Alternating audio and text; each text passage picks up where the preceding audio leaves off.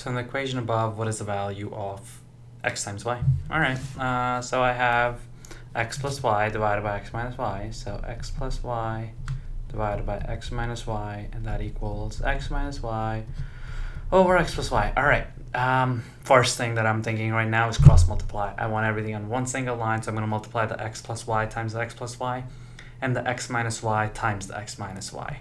So x plus y times x plus y will just be this. I'm going to write it out like this.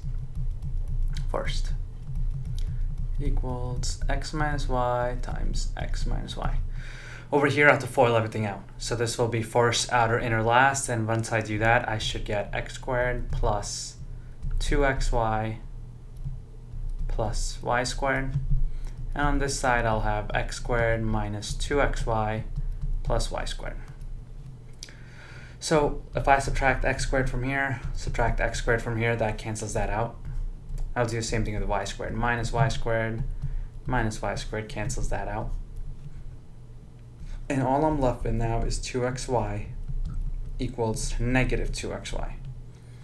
That's interesting. So it's saying this number x times y, whatever it is, 2 times that number and negative 2 times that number must be the same. Something seems off. I'm a little bit stuck, and if that happens, because one thing, it doesn't make sense. How can I multiply something by negative 2 and then 2 and it's going to give me something that's going to be the same? There's only one way, and let's check out the answer choices. It might make it easier to spot out what that's going to be. So negative 2, negative 1, 0, and 1. So so the question is saying what is the value of x times y, right? Now we know that x times y has to either be negative 2, negative 1, 0, or 1. So let's see what happens if it was negative 2. So that would mean that this is negative 2, because that's what x times y is. And negative 2 times negative 2, because that's what, again, xy is. 2 times negative 2 is negative 4, while negative 2 times negative 2 is positive 4. And see how that doesn't equal each other? So I know that A cannot be it. Now let's just see what would happen if I plug in B for the x times y. 2 times negative 1 equals negative 2 times negative 1. Again, same exact thing. I'm multiplying a positive by a negative and a negative by a negative. So that gives me negative 2 equals positive 2. Doesn't work out. That doesn't work out.